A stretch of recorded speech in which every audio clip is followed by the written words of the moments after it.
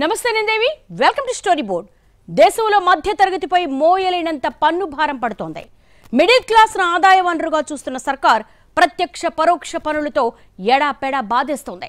ఓవైపు మూలం వద్దే పన్ను కోసేస్తూ అలా ట్యాక్స్ కట్టిన మనీతో ఏం కొన్నా మళ్లీ పన్నులేస్తోంది. దీంతో పన్ను మీద పన్ను కట్టలేక మిడిల్ క్లాస్ సతమతమవుతోంది. పేదలకు సర్కారు రాయితీలు ఇస్తుంది. ధనికులకు పన్ను పెద్ద సమస్యే కాదు. ఎటొచ్చి మిడిల్ క్లాస్కే పన్నుల భారం మూలిగే నక్కపై తాటిపండు పడ్డట్టవుతోంది. దేశ ఆర్థిక రథచక్రాన్ని మోసే మధ్యతరగతిపై రోజురోజుకు పన్నుల భారం పెరిగిపోతోంది. టెన్షన్గా కట్టేస్తున్నారు కదా అన్న కారణంతో పన్నులతో మిడిల్ క్లాస్ నడ్డి విరక్కొట్టడం ప్రభుత్వాలకు అలవాటైపోయింది. దేశంలో 140 కోట్ల మంది జనాభా ఉంటే కేవలం 4.4 కోట్ల మంది మాత్రమే ఆదాయ పన్ను కడుతున్నారు. ఇందులో మెజార్టీ వాటా మధ్యతరగతిదే అంటే అతిశయోక్తి కానే కాదు. ఏ దేశంలో అయినా ప్రజలు పన్నులు కట్టాల్సిందే. అలా వచ్చిన ఆదాయంతోనే పాలన కుదురుతుంది. లేకపోతే ప్రభుత్వాలకు ఇబ్బందులు తప్పవు. ప్రజల నుంచి పన్ను రూపంలో డబ్బు సర్కారుకు చేరితేనే ప్రభుత్వం తన దగ్గరున్న నిధుల్ని ప్రజావసరాలకు ఖర్చు చేయగలుగుతుంది. ఈ చక్రం సరిగ్గా తిరిగితేనే ఆర్థిక వ్యవస్థ బాగుంటుంది. అందుకే ఎక్కువ మంది ప్రజల్ని పన్ను చట్టంలోకొచ్చేలా ప్రభుత్వాలు చూస్తాయి. కానీ భారత్లో మాత్రం ఇది రివర్స్లో ఉంది. 140 కోట్ల మంది కోసం 4 కోట్ల మందే పన్ను కట్టాల్సి వస్తోంది. చట్టబద్ధంగా సాగుతున్న ఈ పన్ను దోపిడీకి మధ్యతరగతే బలైపోతోంది. కానీ మిడిల్ ఇన్కమ్ గ్రూప్స్కి ప్రతి చోట ప్రతి నిమిషము ఏదో ఒక విధంగా డైరెక్ట్గానో ఇండైరెక్ట్గానో ట్యాక్స్ ప్రభావం ఉంటుంది, పన్నుల ప్రభావం ఉంటుంది. వాళ్ళు ఏదైనా వస్తువులు కొన్నారనుకో, ఉదాహరణకి వాళ్ళు కారు కొనుక్కుంటారు, కారు పైన ట్యాక్స్ ఉంటుంది. కారుకు పెట్రోల్ వేయాలి, పెట్రోల్ పైన రకరకాల ట్యాక్సులు ఉంటాయి. అలాగే వాళ్ళు ఇంట్లో తినేటువంటి వస్తువులు, వాళ్ళు కొన్న వస్తువులకి, లేకపోతే వాళ్ళు వినియోగించేటువంటి టీవీలు కానీ ఏసీలు కానీ, లేకపోతే ఇంక వేరే ఏ వస్తువులైనా సరే వాటి అన్నిటిపైన ట్యాక్స్ ఉంటుంది. అలాగే ప్రతిరోజు వాళ్ళు ఆ రెస్టారెంట్కి పోతే రెస్టారెంట్లో ట్యాక్స్ ఉంటాయి. ఈ జిఎస్టీ అనేది ప్రతి చోట ఏదో ఒక రూపంలో ట్యాక్స్ పడడం అనేది మధ్య ఆదాయం అంటే మిడిల్ క్లాస్ పీపుల్కే ఎక్కువ ఇంపాక్ట్ ఉంటుంది. డైరెక్ట్ ఇండైరెక్ట్ మన ఇన్కమ్ ట్యాక్స్ లాంటివి తీసుకుంటే కూడా వాళ్ళు ఈ బ్రాకెట్లోకి వచ్చే వాళ్ళకి, అంటే మిడిల్ ఇన్కమ్ గ్రూపులు ఉండే వాళ్ళకి దీని ప్రభావం ఎక్కువ ఉంటుందన్నమాట. దేశంలో 10% ధనికులుంటే 30% మంది పేదవాళ్లున్నారు. మిగతా 60% మధ్యతరగతి. ఈ మెజారిటీ జనాభానే ప్రభుత్వాలు పన్నుల పేరుతో పీల్చి పిప్పి చేస్తున్నాయి. జీఎస్టీ తాజా గణాంకాలు ఏకంగా 2 లక్షల కోట్లకు చేరుకున్నాయి. జీఎస్టీ మొదలైనప్పటి నుంచి ఇప్పటి వరకు చూస్తే ఈ వసూళ్లు దాదాపుగా రెట్టింపయ్యాయి. జీఎస్టీ వసూళ్లలో కూడా మెజారిటీ వాటా మధ్యతరగతే. పేదలు పరిమితంగానే ఖర్చు పెడతారు. ధనికులు ఎంత కొన్నా జనాభా తక్కువ కాబట్టి ఎక్కువ లావాదేవీలు జరగవు. కానీ దేశాన్ని ప్రపంచంలోనే అతిపెద్ద మార్కెట్గా మార్చిన మిడిల్ క్లాసే అధిక వినియోగం చేస్తూ ఏటా జీఎస్టీ వసూళ్లు పెరగడంలో కీలక పాత్ర పోషిస్తున్నారు. దేశంలో సంపద పెంచడం అంటే అధిక పన్ను వసూళ్లే అనుకుంటోంది ప్రభుత్వం. అయితే కట్టలేని వాడితో పన్నులు కట్టించలేరు. తప్పించుకునే వాడితో పన్నులు కట్టించడం కూడా కుదరదు. అందుకే సమయానికి పన్ను కట్టేవాడి దగ్గరే ముక్కు పిండి మరీ వసూలు చేస్తున్నారు. దీంతో ఈ కేటగిరీలోకొచ్చే మధ్యతరగతి కుదేలైపోతోంది. మూలం వద్ద పన్ను కోత ఉంటుంది. అంటే మొదటే వచ్చే ఆదాయంపై 30% పన్ను పడిపోతుంది. అలా టీడీఎస్ కట్టిన వైట్ మనీ పెట్టి ఏం కొన్నా మళ్లీ జీఎస్టీ తప్పదు. అంటే ఇది పన్ను మీద పన్నే. మొదట ప్రత్యక్ష పన్ను, ఆ తర్వాత పరోక్ష పన్ను. పేరు ఏదైనా సరే అంతిమ లక్ష్యం మాత్రం మిడిల్ క్లాస్ని వీలైనంతగా బాధేయడమే. దేశంలో ఎవ్వరికీ పట్టని తరగతి మధ్యతరగతి. పేదవాళ్లు, కింది వాళ్లను సర్కార్ కాపాడుకుంటుంది. పారిశ్రామికవేత్తలు, డబ్బున్న వాళ్లను, వ్యాపారవేత్తల్ని కూడా ప్రభుత్వం కాపాడుకుంటుంది. ప్రభుత్వాలకు పట్టని ఏకైక వర్గం మధ్యతరగతి వర్గం. అయితే చిత్రంగా ప్రభుత్వాలు పన్నుల రూపంలో లాగేసేది, ట్యాక్సులు వేసి గుంజుకునేది మధ్యతరగతి నుంచే. ప్రభుత్వం నుంచి ఏ బెనిఫిట్స్ పొందనివాడు, ఎటువంటి పథకాలు అందనివాడు మధ్యతరగతి వాడే. దేశంలో మిడిల్ క్లాస్లో పుట్టడం కన్నా దురదృష్టం మరొకటి లేదు. నిత్యం సంఘర్షణ, ఆర్థిక సమస్యలు, ఒత్తిళ్లు అన్నీ మధ్యతరగతి వాళ్లకే ఉంటాయి. పేదలు, కింది స్థాయి వాళ్లకు సిలిండర్లు, సబ్సిడీ బియ్యం, రకరకాల ఉచితాలు ఇచ్చి తమ ఓటు బ్యాంకును జాగ్రత్తగా చూసుకుంటాయి ప్రభుత్వాలు. ఇక పారిశ్రామికవేత్తలు, వ్యాపారులు, బడాబాబులకు అన్ని రకాల రాయితీలు, అప్పులు ఎగ్గొట్టిన మినహాయింపులు ఇచ్చి ఆదుకుంటూ ఉంటాయి ప్రభుత్వాలు. 2 లక్షల కోట్ల వ్యాపారస్తులు, పారిశ్రామికవేత్తలకు రుణాలు రద్దు చేశాయి ప్రభుత్వాలు. బ్యాంక్ అకౌంట్లో మినిమం బ్యాలెన్స్ మెయింటైన్ చేయడం లేదని 8 లక్షల కోట్లు వసూలు చేశాయి ఇదే ప్రభుత్వాలు. మధ్యతరగతి వాడికి రాయితీలుండవు. పన్ను మినహాయింపులుండవు. ట్యాక్స్ బాదుడు మాత్రం భారీగా ఉంటుంది. దేశంలో చాలా చిత్రమైన పరిస్థితి కనిపిస్తోంది. మధ్యతరగతి నుంచి వచ్చిన ఆదాయంతో కింది పై తరగతులను ప్రభుత్వాలు ఆదుకుంటూ ఉంటాయి. పేదవాళ్ల పిల్లలకు ఇంజనీరింగ్ వరకు ఉచిత విద్య కూడా లభిస్తుంది. ఉన్నవాళ్ల పిల్లలు విదేశాలకు వెళ్లి చదువుకుంటారు. మధ్యతరగతి వాళ్లు మాత్రమే ఇండియాలో అప్పులు చేసి చదివిస్తారు. దేశంలో మధ్యతరగతి జీవితం దుర్భరం. మధ్యతరగతిపైనే పన్నుల భారం అధికంగా పడుతూ ఉండడం జీర్ణించుకోలేని సమస్య. దీనికి కారణం వీరి వినియోగం డిమాండ్. వీరు కొనుగోలు చేసిన వస్తువులపై విధించే జీఎస్టీ వీరి కొనుగోలు శక్తిని తగ్గించేస్తోంది. అధిక ఖర్చులతో మధ్యతరగతి ప్రజలు అల్లాడిపోతున్నారు. Central board of direct taxes ఇటీవల విడుదల చేసిన డేటా ప్రకారం ఎవరైతే వార్షిక ఆదాయం 5.5 లక్షల నుంచి 9.5 లక్షల కేటగిరీలో పొందగలుగుతున్నారో వారిపై పన్ను భారం అధికంగా ఉంటుంది.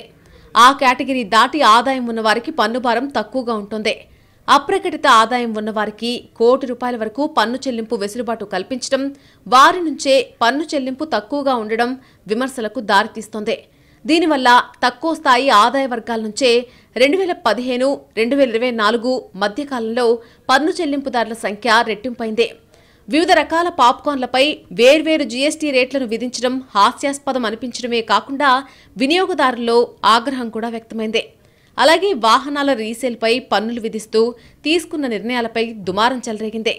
ఇది ప్రభుత్వ పన్ను తీవ్రవాదమని, ఈ పన్నుల వ్యవస్థ దోపిడీయే తప్ప మరింకేమీ కాదనే విమర్శలు వెల్లువెత్తాయి. 2008-2009 నాటి ప్రపంచ ఆర్థిక మాంద్యం నుంచి దాదాపు 2 దశాబ్దాలుగా దేశంలోని మధ్యతరగతి స్తబ్దతను ఎదుర్కొంటోంది. డీమానిటైజేషన్, జీఎస్టీ, కోవిడ్ లాంటివి వచ్చాయి, వెళ్లిపోయాయి. దేశంలోని వృత్తిపరమైన తరగతుల జీవితాలు మాత్రం మెరుగుపడలేదు. అదే సమయంలో మధ్యతరగతికి అతి కీలకమైన మెడికల్ ఇన్సూరెన్స్ వంటివి చేరికతో జీఎస్టీ పరిధిలోకి వచ్చే అంశాల జాబితా పెరుగుతోంది. స్థిరమైన ఆదాయాలు, నిరంతరం పెరుగుతున్న ధరల మధ్య మిడిల్ క్లాస్ చిక్కుకుందే. పైకి తెలియకుండానే వారిలోని నిశ్చలత్వం నిరాశకు దారితీసింది. దీనికి పెద్ద ఉదాహరణే ఆరోగ్య బీమాపై పూర్తిగా 18% జీఎస్టీ విధించడం. ద్రవ్యోల్బణం మధ్యతరగతి ఆదాయాలను దెబ్బతీస్తోంది. రోజువారీ ఖర్చులను బాగా పెంచేసింది.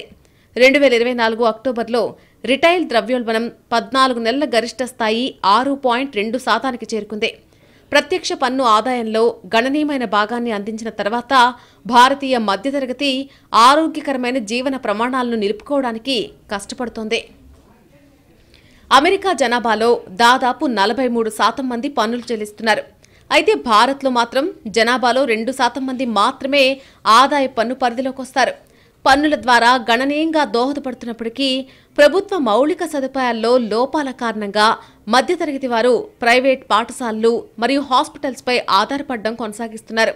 వ్యవస్థాగత సమస్యలను పరిష్కరించకపోతే మధ్యతరగతి తగిన రాబడిని చూడకుండా అసమాన పన్ను భారాన్ని మోస్తూనే ఉంటుంది. ప్రస్తుత ఉద్యోగ మార్కెట్ నిరుద్యోగులకు సవాలుగా మారింది. అనేక మధ్యతరగతి కుటుంబాలు ఉపాధి కోసం ప్రైవేట్ రంగాలపై ఆధారపడి జీవిస్తున్నాయి. ప్రైవేట్ ఉద్యోగాల్లో అస్థిరత మధ్యతరగతి జీవన ప్రమాణాలపై తీవ్ర ప్రభావం చూపే పరిస్థితి కనిపిస్తోంది. ఉద్యోగ అభద్రత, పరిమిత కెరీర్ పురోగతి అవకాశాలతో యువ మధ్యతరగతికి కష్టాలు తప్పడం లేదు. ప్రస్తుత రోజుల్లో విద్య అనేది ఎంత ముఖ్యమో ప్రత్యేకించి చెప్పనవసరం లేదు.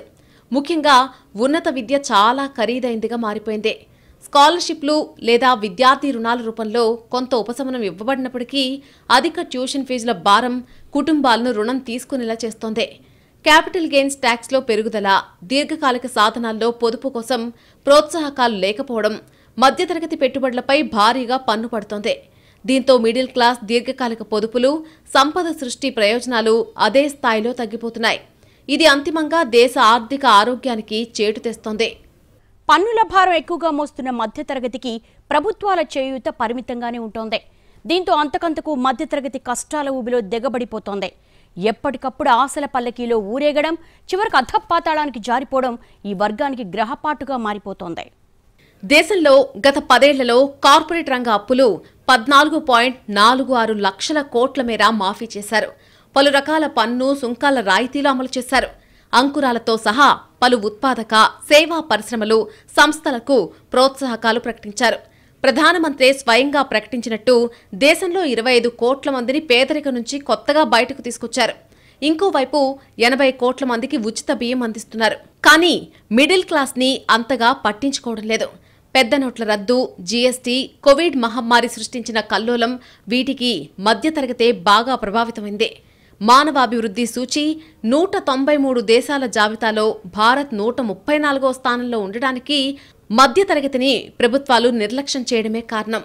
అంబానీ అయినా, టిమ్ కుక్ అయినా వారి దృష్టి మధ్యతరగతిపైనే ఉంటుంది. కానీ ఈ మధ్యతరగతి మిడిల్ నుంచి పై స్థాయికి మాత్రం వెళ్లలేకపోతోంది.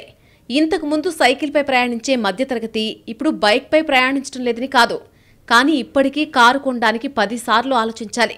Centre for advance study of India నివేదిక ప్రకారం దేశంలోని 80% మంది ప్రజలు ఒక నెలలో 5,000 నుండి 25,000 వరకు ఖర్చు చేస్తున్నారు.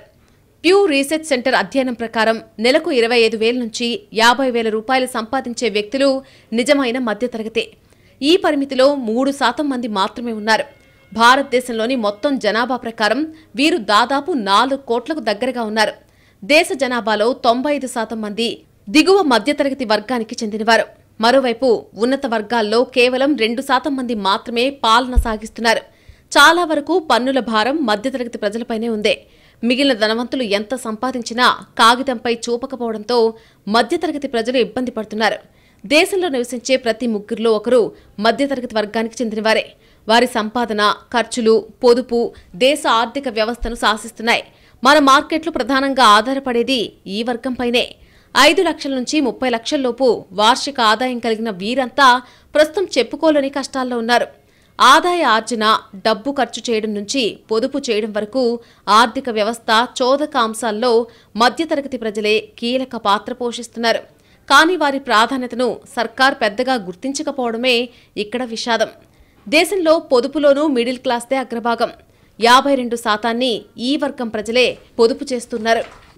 29% ధనికులు, 18% దిగువ తరగతి, 1% పేదలు పొదుపు చేస్తున్నారు. దేశంలో అత్యంత నిరుపేదలకు ప్రభుత్వాలు రేషన్ పంపిణీ చేస్తున్నాయి. వీలైనంత వరకు మౌలిక సదుపాయాలు ఉచితంగా కల్పిస్తున్నాయి. వారి జీవన ప్రమాణాల ప్రకారం వారి జీవితం నడిచిపోతోంది. సమాజంలో ధనవంతులు కూడా తమ తమ పరిధిలో బాగున్నారు. అందరూ పలుకుబడి కలిగిన వారు కావడంతో ప్రభుత్వాలతో పనులు చేయించుకుని బ్యాంకులు డబ్బులు ఎగ్గొట్టి అయినా తమ రాయల్టీ తగ్గకుండా మెయింటైన్ చేస్తున్నారు. ఎటు తిరిగి మధ్యతరగతి ప్రజలకే పెద్ద గండం వచ్చిపడింది. మధ్యతరగతి ప్రజలు నెలవారీ ఖర్చులకు జీతభత్యాలు, వ్యాపార ఆదాయం సరిపోని పరిస్థితి. చిరు వ్యాపారులు, ఒక మాదిరి వ్యాపారాలు చేసేవారు, అరాకొరా జీతంతో పనిచేసే ప్రైవేటు ఉద్యోగుల పరిస్థితి అత్యంత దారుణంగా ఉంది. ఎక్కువగా రుణాలు కట్టలేక డీఫాల్ట్ అవుతున్నారు. క్రెడిట్ కార్డ్ కంపెనీలకు 1,00,000 కోట్ల వరకు మధ్యతరగతి ప్రజలు తీసుకున్న క్రెడిట్ కార్డు రుణాలు చెల్లించడం లేదన్న నివేదికలు వెలుగులోకొస్తున్నాయి. మధ్యతరగతి ప్రజల్ని ఆదుకోవాల్సిన ప్రభుత్వం వారిపైనే పన్నుల భారాన్ని మోపుతోంది. ఒక మాదిరి సంపాదన పరుడైతే చాలు, ప్రభుత్వానికి పండగే. పని చేసుకున్నందుకు పన్ను దగ్గర నుంచి సంపాదించుకునేంత వరకు పన్నులన్నీ కూడా వసూలు చేస్తున్నారు. ఇంత చేసినా వారి పట్ల ప్రభుత్వాలు కనీస బాధ్యతగా ప్రవర్తిస్తున్నాయా అన్నది సందేహం. ఇలాంటి బాధ్యత ఉంటే నిత్యావసర వస్తువుల ధరలనైనా అందుబాటులో ఉంచేవారు, కనీసం ఉంచడానికి ప్రయత్నించేవారు. కానీ పెట్రోల్, డీజిల్ నుంచి ఏడాదికి 3 లక్షల కోట్లను పిండుకునేందుకు ప్రయత్నిస్తున్న ప్రభుత్వాలు వాటి ద్వారా నిత్యావసర వస్తువుల ధరలు పెరిగి సామాన్యుడి జీవనం భారమవుతుందనే ఆలోచనను మాత్రం చేయడం లేదు. అంటే వారి పట్ల ప్రభుత్వాలకు ఏమైనా బాధ్యత ఉన్నట్టేనా? ప్రభుత్వాలకు ఆదాయం అవసరమైతే పన్నుల భారం మోసేది మధ్యతరగతి వారే. ప్రభుత్వం ఏదైనా కొత్త ఆలోచన చేస్తే దాన్ని భరించాల్సింది కూడా మధ్యతరగతే. నోట్ల రద్దు వంటి నిర్ణయాలతో బ్లాక్ మనీ ఉన్న వారందరూ తమ మనీని వైట్గా మార్చుకున్నారు. కానీ అసలు మనీనే సరిగ్గా ఉండని మధ్యతరగతి ప్రజలు మాత్రం పడిన కష్టాలు అన్నీ ఇన్ని కావు. ఇలా చెప్పుకుంటూ పోతే దేశంలో పాలకులు మధ్యతరగతి ప్రజల్ని బలిపెట్టి అటు నిరుపేదల్ని, ఇటు బడాబాబుల్ని పోషిస్తున్నారు. పేదలకు తాయిలాలిస్తున్నారు, పెద్దలకు రాయితీలిస్తున్నారు. ఎటూ కాకుండా పోతోంది మాత్రం మధ్యతరగతే. వారు కూడా ఇప్పుడు నిరుపేదలుగా మారిపోతున్నారు. కష్టపడి ఎదుగుదామనుకుంటున్న వారి కష్టాన్ని ప్రభుత్వాలే గుంజుకుంటున్నాయి. చెత్త విధానాలతో వారి జీవనాలను దుర్భరం చేస్తున్నాయి. అందుకే ఇప్పుడు దేశంలో మధ్యతరగతి ప్రజల జీవనం భారంగా మారింది. కుటుంబాన్ని, దేశాన్ని తమ భుజాల మీద మోస్తూ వారు అలసిపోతున్నారు. ఇలాంటి పరిస్థితులే ఉంటే కొన్నాళ్లకు దేశంలో 2 వర్గాలు మిగులుతాయి. 1 నిరుపేదలు, 2 అత్యంత ధనికులు. మధ్యతరగతి వర్గం అంతరించిపోతుంది. వారంతా నిరుపేదలుగా మారిపోతారు. అదే జరిగితే దేశం అసమానతల్లో ఎవ్వరూ సరిదిద్దలేనంత స్థాయికి వెళ్ళిపోతుంది. మోస్తున్నారు కదా అని మరీ ఎక్కువ పన్నుల భారం వేస్తే వచ్చే పన్నుల ఆదాయం కూడా ఆగిపోయే ప్రమాదం ఉందని ప్రభుత్వాలు గ్రహించాల్సిన అవసరం ఎంతైనా ఉంది. డబ్బులు లేని వాడిని ఎంత అడిగినా పన్ను కట్టలేడు. ఉన్నవాడు ఎలాగోలా పన్ను కట్టకుండా తప్పించుకునే మార్గాల్నే వెతుకుతాడు. కానీ మధ్యలో మిడిల్ క్లాస్ వాళ్ళే బుక్ అయిపోతున్నారు. అటు పన్నులు ఎగ్గొట్టలేక ఇటు పన్నులు కట్టలేక తప్పించుకునే మార్గం లేక తప్పనిసరిగా పన్నులు కట్టే వర్గం మిడిల్ క్లాస్. అయినా సరే ప్రభుత్వాలు ఊరుకోవట్లేదు. మధ్యతరగతి నుంచి వీలైనంత మేర గుంజే పనులు ఉంటున్నాయి. మధ్యతరగతిని కంఫర్ట్ క్లాస్గా చూస్తున్న ప్రభుత్వాలు వారి అసలు కష్టాల గురించి తెలిసినా చూసి చూడనట్టుగా పోతున్నాయి. పేదల కష్టాలు ఓపిగ్గా వింటారు. ధనికుల బాధలు తమవే అన్నట్టుగా ఫీల్ అవుతారు. మిడిల్ క్లాస్ కష్టాలు మాత్రం కష్టాలే కాదు అన్నట్టుగా వ్యవహరిస్తారు. దేశంలో సగటు మధ్యతరగతి జీవిపై జరిగే దోపిడీ చూస్తుంటే బంగారు బాతుగుడ్డు కథ గుర్తుకు రాకమానదు. పన్నులు టంచన్గా కడుతున్నారు కదా అని భారం మీద భారం మోపుతూనే ఉన్నాయి ప్రభుత్వాలు. తాము పంటి బిగున కష్టాలు భరిస్తున్నా మధ్యతరగతి ప్రభుత్వాల అంచనాలు అందుకోవడానికి కష్టపడుతూనే ఉన్నాయి. భారత్ పెద్ద మార్కెట్ కావడానికి ప్రధాన కారణం మధ్యతరగతి. అత్యధికంగా ఎన్ఆర్ఐల నుంచి స్వదేశానికి సంపద రావడానికి కారణం కూడా వారే. అష్టకష్టాలు పడి అప్పో సొప్పో చేసి పిల్లల్ని శక్తికి మించి చదివించి అమెరికా పంపిస్తారు. అక్కడకు వెళ్లిన మిడిల్ క్లాస్ పిల్లలే స్వదేశానికి పెద్ద మొత్తంలో డబ్బు పంపుతున్నారు. ఈ డబ్బు మన విదేశీ మారక నిల్వలకు ఢోకా లేకుండా చేస్తోంది. దేశంలో ఆర్థిక సంస్కరణల్ని మధ్యతరగతే వేగంగా అందిపుచ్చుకుంది. తాము ఎదుగుతూ దేశాన్ని ఎదిగేలా చేసింది ఈ వర్గమే. ఎలాంటి క్లిష్ట పరిస్థితులు ఎదురైనా ప్రభుత్వాలకు ఫిర్యాదులు చేయకుండా, సర్కార్ నుంచి ఏమీ ఆశించకుండా మౌనంగా తమ పని తాను చేసుకుపోవడం మధ్యతరగతి అలవాటు. ఈ అలవాటే వారి పుట్టి ముంచుతుందనే వాదన కూడా ఉంది. పేదలు రోడ్డెక్కి పథకాలు తెచ్చుకుంటారు. సంపన్నులు ప్రభుత్వాలతో లాబింగ్ చేసి పబ్బం గడుపుకుంటారు. పేరుకి మెజారిటీ ప్రజలే ఉన్నా మధ్యతరగతి మాత్రం ఏం అడగాలో ఎలా అడగాలో కూడా తెలియకుండా నోరు మూసుకుని పని చేసుకుపోతోంది. ఈ వర్గం బలంతోనే ప్రభుత్వాలు తాపీగా ఉంటున్నాయి, అధికారం చలాయిస్తున్నాయి. అవసరమైనప్పుడు మధ్యతరగతికి 4 పొగడ్తలు పారేసి తమ పని కానిచ్చేస్తున్నాయి. మధ్యతరగతి జీవులు అనే వాళ్లను ప్రత్యేకంగా ఎలా గుర్తిస్తారు అంటే, అటు ధనికులు కాకుండా ఇటు నిరుపేదలు కాకుండా ఉన్న వాళ్ళని మధ్యతరగతి అని అనవచ్చు. మనం అలా తీసుకోవాలి భావం. అలా తీసుకుంటే ఈ దేశంలో కూలీ నాలీ చేసుకునే వాళ్ళందరూ కూడా బిలో మధ్యతరగతి కింద భావిస్తాం. అంటే వేతన జీవుల్ని మనం మధ్యతరగతిగా కన్సిడర్ చేస్తే, భార్యాభర్త కూడా పనిచేస్తూ నెలకు ₹1,00,000 పైన ఆదాయాన్ని సంపాదించుకుంటూ వాళ్ళకు అన్ని విధాల ఖర్చులు పోగా ఎంతో కొంత ఆదాయాన్ని సేవ్ చేసుకోగలిగితే వాళ్ళని మధ్యతరగతి జీవులుగా మనం భావించవచ్చు. ఎవరేమనుకున్నా తమ బతుకుని తామే దిద్దుకోవాలనే సూత్రం మధ్యతరగతికి బాగా తెలుసు. ప్రభుత్వాలు ఏదో చేస్తాయని ఎదురుచూసే కంటే కష్టపడినంత ఉత్తమం మరొకటి లేదు అనేవారు తరతరాలుగా నేర్చుకున్నటువంటి పాఠం. అందుకే అప్పుడప్పుడు పోరాటాలు చేయాలనే ఆవేశం వచ్చినా వెంటనే అణుచుకుని కామ్గా పనిచేసుకుపోతారు. చిన్ని నా బొజ్జకు శ్రీరామరక్ష అన్నట్టుగా తమ పనేదో తామేంటో అన్నట్టుగా బతకడం అలవాటైపోయిన మధ్యతరగతిని ప్రభుత్వాలు చిన్న చూపే చూస్తున్నాయి. స్వతంత్ర భారత్ అసలు సిసలు విజయం విస్తరించిన మధ్యతరగతి అనేది ఆర్థికవేత్తలు చెప్పే మాట. బడ్జెట్కు మధ్యతరగతి కట్టే పన్నులే ఆధారమని ఆర్థిక మంత్రులు ఒప్పుకుంటారు. దేశం పెట్టుబడులకు ఆకర్షణీయంగా మారడానికి మధ్యతరగతే ప్రధాన కారణమని పారిశ్రామికవేత్తలు కూడా కితాబిస్తారు. కానీ మధ్యతరగతికి ఎవరేం చేస్తున్నారు అంటే మౌనమే సమాధానంగా ఉంది. పేదలు ఆదాయంతో సంబంధం లేకుండా ఉన్నత స్థాయికి ఎదగడానికి ప్రభుత్వ పథకాలున్నాయి. పైగా ఎప్పటికప్పుడు మారుతున్న పరిస్థితులకు అనుగుణంగా పథకాలు కూడా రూపు మార్చుకుంటున్నాయి. ఇక ధనికుల గురించి ఎంత తక్కువ చెప్పుకుంటే అంత మంచిదే. వీరేదో దేశం సంపద పెంచుతున్నారని చెబుతూ ప్రభుత్వాలు ఇతోధికంగా రాయితీల వర్షం కురిపిస్తాయి. ఎటొచ్చి ఈ 2 వర్గాల మధ్య మధ్యతరగతే అడక్కత్తెరలో పోకచెక్కవుతోంది. పేదలకు పథకాలు ఇవ్వొద్దని అనలేరు, సంపన్నులకు రాయితీలు వద్దనలేరు. అదే నోటుతో తమకు ఇది కావాలి అని అడగలేరు. ఈ ధోరణినే ప్రభుత్వాలు క్యాష్ చేసుకుంటున్నాయి. పేదలకు పథకాలు సజావుగా అందాలంటే పన్నుల ఆదాయం స్థిరంగా ఉండాలి. దీనికి మధ్యతరగతి చెల్లింపులే కీలకం. ఇక ధనికుల ఆదాయం పెరగాలంటే వ్యాపారాలు బాగా సాగాలి, పరిశ్రమలు సరిగా నడవాలి. దీనికి మిడిల్ క్లాస్ వర్క్ ఫోర్సే కారణం. ఇలా పన్నులతో పేదలకు, పనితో ధనికులకు ఉపయోగపడుతున్న మిడిల్ క్లాస్ తనకు తాను మాత్రం ఏమీ చేసుకోలేక నలిగిపోతోంది, నిస్సహాయంగా మిగిలిపోతోంది.